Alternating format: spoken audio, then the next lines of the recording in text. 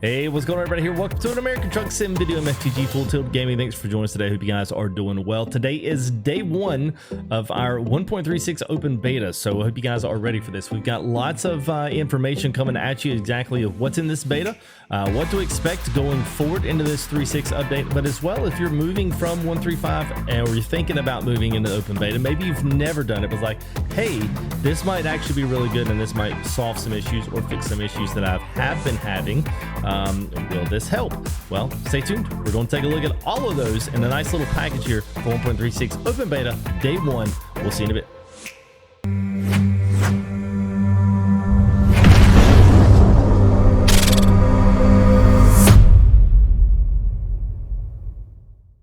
All right, guys, 1.36, let's jump into it. We got a lot to talk about, so I'm going to try to talk fast, but I'm also going to try to be pointed about everything that we talk about today. It's got a purpose here in 1.35 and 1.36 as we crease out. Well, I'm going to say as we crease out of 1.35 back into 1.36. So if you have never done this, if you've never done open beta, I'm going to link you to a video that I did a couple months ago when 1.35 went final.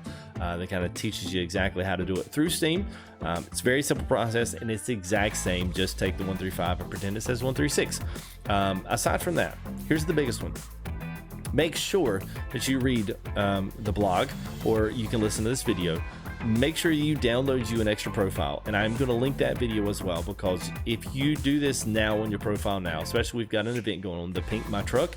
If you do this now, you haven't finished, you go back, you will lose that entire profile. You cannot use a profile to go to 1.36 and then revert back to 1.35. You have to understand Truckers MP is not updated and will not update Truckers MP until they get things squared away and it goes final. Then Truckers MP will no doubt spend about a week or so to get their end buffed up as well. So lots to go on this. Just remember, if you go up in the profile and you don't get a downloaded profile or get another one started for testing, you will ruin the 1.35 one, okay? Just know that going forward. If you don't, make you a backup copy so that you can save that, keep them separate, okay? I don't even want to get into all that right now, but if you know how to do that, make sure you do. Okay, let's talk about the maps, vehicles, features, everything that's going to be in this. We're also going to start rolling some things here across the screen so you guys can see some footage. Our first city is getting an update here is Santa Cruz. And Santa Cruz in California, it is getting a decent revamp. So you'll be able to see in just the flying around here, there's a lot more additions to a lot more scenery. There's a lot more filled in. You'll notice the stoplights and a lot of the stuff around has gotten a little bit more busy. Things don't look like the same old California map. So it's good to see a city in California getting a nice update. I would have rather seen it been LA or something else instead of being Santa Cruz, but hey, I will take something over nothing, right? The same way with our next city is Flagstaff. Now, there is an Easter egg in Flagstaff, and I will let you guys let me know in the description if you think you know what that little Easter egg that might potentially be a drop that comes in with 1.36. I have no idea. There's nothing that is at least alluded to it and saying, yes, it is going to happen. But anyway, the dealer's there. I'll just put it that way. So we've got a couple things coming in. Map outside of Flagstaff is getting a revamp. Santa Cruz, also California speed limit improvements, as well as Oregon and New Mexico speed limit improvements, and also sign improvements. So I think with 1.35, Arizona got a nice update from the road signs, which was nice because it finally felt like you were in Arizona. You can actually navigate.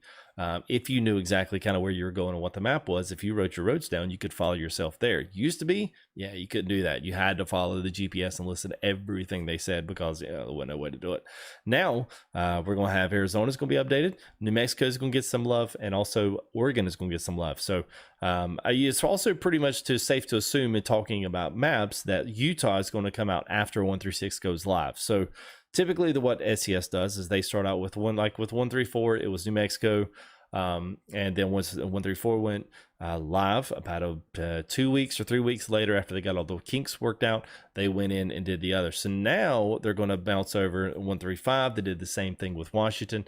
Now we're 1.36. We're on the heels of Utah being released. Now, So this is where actually I'm going to save that. Let's go into vehicles first, and then we're going to get into the performance stuff, because that's the big one, and that's going to affect our map coming in with Utah DLC coming up and dropping here hopefully within, say, a month. Vehicles, you guys can see these as well rolling across. Grain hopper, which is what you would associate with the Wilson Pace Setter. Beautiful trailer, looks good here on the SCS, but it is typical SCS, not a lot of customization, but you do get a lot of different kinds, just like you would in the Reefer, Insulator, Dry Van. You get a bunch of different ones. So you get the Rocky Mount doubles, triples, Turnpike doubles, all of that. A few different chassis, a belly van, a belly dump, as well as the belt fed dump, which is kind of cool. Like that one, looks really good. It's modeled really well. But also you can expect that all these are really, really great performing trailers as well. Now the second one is the bulk feed trailer. Personally, my favorite. You can see I've never been a big tanker guy, but this one right here will probably change that some, because there's definitely a place for this with some of the classic metal, the 900s, 389s, 79s, 59. There's just so many good places this thing can be at, so I'm kind of psyched for that one. Up until now, SCS has been very fleet-minded towards your vans, your flatbeds, and that stuff. So this is actually kind of our first specialized trailer that's come in that's a little bit different than, say, our square box van stuff. So it's cool to see this. The last one is what they call a frac tank trailer. Now, we associated these, and if you're a Farming Sim fan, these look almost identical to the slurry type fan. Now, you still can have these be slurry, all kind of agriculture use, as well as freshwater, wastewater, oils, all kinds of different things. This is on the, I'm going to guess this is on the construction fracking side, which generally is going to be freshwater intake tank holds. These things basically would do nothing, but you would pump these things out, lift them up, and then they would hook onto your fifth wheel, and you'd be able to pull these away, pull them to another job site. Now, these will not be ownable, as they will be essentially just like the road berries. So be able to pull them around, deliver them to different places, but you won't actually be able to own them, because there won't be any point of owning them, because you're not actually transferring any kind of a consumable good. So yeah, just going into that, it just is what it is. But still, it's a very cool trailer. So the next thing, let's just run real quick over features, because this is features, the different mod things coming up, as well as performance is really probably needs to be all settled into one. Now there's a couple of things that we did to add in. Now they've added in some avoidance pins. Now I still have not figured out. They have avoid location. So if you don't want to do something, you can add an avoid location pin, which I kind of, I don't know. I kind of think it's a little weird, but you can kind of see how this works.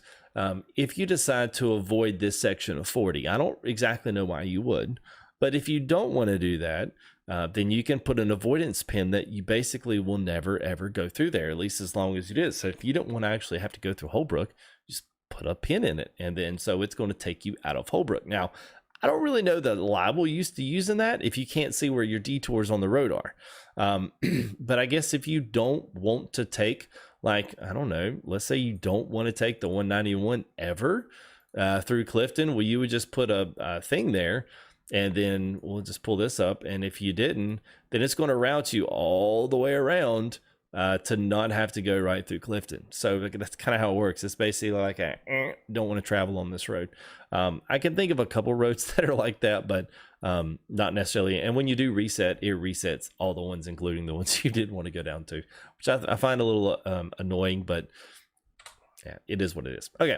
Now the second one is driver manager. Now this one was something that they're kind of pulling in, as you can see where all of your drivers are on the road. So as you progress, as you're actually driving now, it's not just going to drive when you're sitting in the menus, but you can see right here that Stephanie G is on a load here from, she was going, LA to Gallup. So she is now an Evolve VNL reefer on this profile. Training policy is balanced. So this is a little bit more of an in-depth on the driver manager side. You want to ask, your next question is, do you see them in traffic? I don't know. I have not yet, but that doesn't mean that I won't, just because I'm usually never paying attention for it, because it doesn't really matter to me. So that's just how I am. Excuse me. So let's go ahead. Let's back up out of that. Got more to go. All right. So our the next two things, I'm going to loop these all together. Part of the title of this video could have been, I can't play an ATS anymore. because for some people that will be the case. They cannot play ATS anymore because it is going to fully support DX11, and that's DX11. It's just the short way of saying DX. But they are not going to be supporting DX9 any longer. So that probably means that if you're DX9, you're going to have to stay with 135, and you're not going to be able to move up into 136 because they'll have to move to 136. They'll have to move to DX11. So if you are, you'll have to stay in the last supported version of DX9, which will be 135. So you have to do that through your properties section, and I think they'll stay in 135 for incompatible mods, I think is what they do. So you'll have to stay in 135, and you will not be able to partake in any of the new things going forward with SCS if your system cannot fully process DX11. Now, you may ask what DX is, what all that stuff means. Basically, a much smarter way for the computer and API for the computer to utilize to make the lanes for getting stuff to shaders, to making the engine run better. All of these different things in and out for normal maps, for graphics, anti-aliasing has been added in. So all of these things kind of couple working with DX11 full support. It's going to make the game look a whole lot better. It's going to make it perform a lot better and also be a ton more smooth and run more efficiently. But it does that through normal machines because it's utilizing normal stuff through our everyday CPUs and GPUs to kind of process all of this stuff a lot better. Going back to DX9, it does not really have that it does not have that ability to utilize older material and hardware to push newer things through. It just doesn't work that way. So they've decided to completely step away from DX9, which we kind of already knew they were going to anyway, even with 135 and the experimental DX11, knowing very well that they were going to move into a fully functional DX11. Now, DX11 is still behind the times. We're still in like DX12, almost moving up to 13 on the console world. So we're still a few far and few between. But I want to point out just a few things. You're looking at this this Kenworth here behind me. I want you to notice the chrome tanks. I want you to notice the normal maps and the bump mapping that's done on the stairs. It makes the diamond plate actually look three-dimensional instead of a graphic. Look at the wheels. Look at around the exhaust pipes. Look at the filters.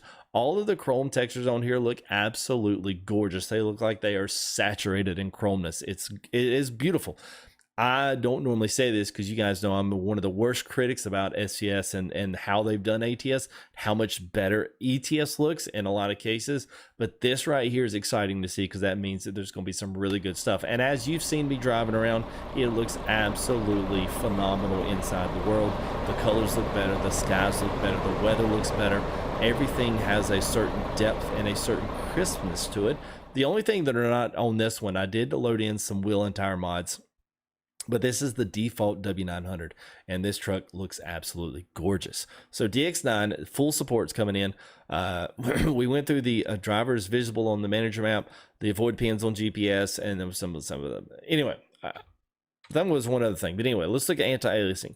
Now, I did a little bit of testing myself, found out that there's a couple of things here that I was like, never really kind of dove down completely into this, but I went through and started messing with some of my graphics. I left scaling at 200. 200 for me has always been solid. I am on 3 40-inch TVs, so that's always been a little bit different because I was not able to run 3 wide 40-inch in this resolution at the 400 scale, completely ultra, and then still be able to stream on top of that. It's just, it's too much for the computer that I have. Even though mine's good, it was still too much for it on the GPU side, which kind of odd because I mean I've got 11 gig. You think it'd handle it, but no, I couldn't. But anyway, they've added this one right here, anti-aliasing. So the SMA here. So we've got disabled, so you can take that off. You may say, well, what the heck is anti-aliasing anyway? The quick way to think about this is if you ever see the jagged little lines on the side of straight edges, shadows, anything like your side of your exhaust pipes, and you see these little jagged edges, that's because all of that's from anti-aliasing. The more anti-aliasing that you do, the more that it almost copies the image onto itself multiple times, processes through that, and gives the appearance of a really crisp straight edge or a smooth rounded edge, depending on whatever they're trying to showcase within the frame. Anti-aliasing kind of helps smooth all of those jagged edges over. So the more that you add, the more crisp, clean, realistic, and natural your picture is going to look. Now, aside from that, I found a couple of things. Anti-aliasing does add some performance hits to GPU and CPU as one might expect, but I found the secret that almost offsets all that. right here, shadow quality. You can still have your shadow texture size and the almost quality of it's almost an oxymoron. If you leave your shadow texture up high, but pull back the shadow quality, then actually pull it back to medium, you can barely tell on the shadows, and the game looks and runs 10 times better just pulling all of that shadow out, because most of the time you drive, you don't see it anyway. But you still see shadows now, but you can almost trade one for the other. So even if you don't, now I'll be able to run all of these, but if you don't, then maybe this is the trade-off, to have a nice smooth crisp lines in and around the cab, and then have your shadows down just a little bit. You'll rarely ever see them, and you will gain quite a few boosted performance points on that. So anyway, between that and lower mirror distance has always been a thing. I don't even pay attention to the mirrors anymore, so I've turned them down. It's just a repeat of the game behind you, and it takes tons of resources. Kick them off, man. Game's running smooth and cool as a cucumber now. So anyway, that's pretty much it. Normal maps was another addition on here. So normal maps is a big one that adds to the realism and almost the crustiness of the chrome. So, and the chrome is not perfectly mirror smooth finish. It has this almost texture to it. Well, a lot of that comes from the normal maps on these. So it's going to add a lot of work, I think, for modders going forward. So the modders are going to have to come up with normal maps. They're going to have to do some other things on the texturing side that they have not done. So I'll be anxious to see kind of how all of those things interact with one another going forward. But anyway, there's some other things on the mod side. These are just, I'm going to go through. Sun profile changes, got no idea. License plate changes for the AI, dashboard display UI elements. So digital gauges, fuel consumption bars, all of these things are going to be some things that I think that they've added in that the modders will have access to, which will be nice for dashboard display UI elements that they have either had to custom make before or just forego altogether. Map editor history undo and redo, which is something that I don't really know. That's got all to do with the map editor, and continuous selection of nodes. So all that's on the modding side, but there you go. There's your 5 breakdown list of things that there is for that. So whatever it is, but as always, I'm going to be driving this as well some this week and also this weekend. So I'll have some videos up here with just some actual performance tests.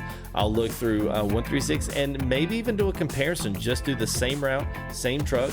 I won't be able to do the same trailer, obviously. We'll get something fairly close, and then just kind of see what see what it looks like, and then we can break back off into 136 and then take a peek through it, and then look at how much different the lens looks through there. So anyway, lots of new changes here. 136 open beta. I hope you guys will stay here with the channel as we do some more here with this open beta, and hopefully this thing gets rolling. We get some updates, and hopefully we're not going to be too far with Utah is going to be here in the frame as well. So once this goes live, you can expect some DLC drops here for Utah as well. So anyway, lots to look forward to. Finally getting some motion here on ATS. I've been waiting for this moment, and I actually was a little bit reinvigorated today when I saw this dropped. I was like, freaking yes, we needed this. So anyway, hope you guys enjoyed. Don't forget to like, don't forget to subscribe here, and I will see you all here hopefully in the next live stream or in the next video, guys. We'll see you. Peace.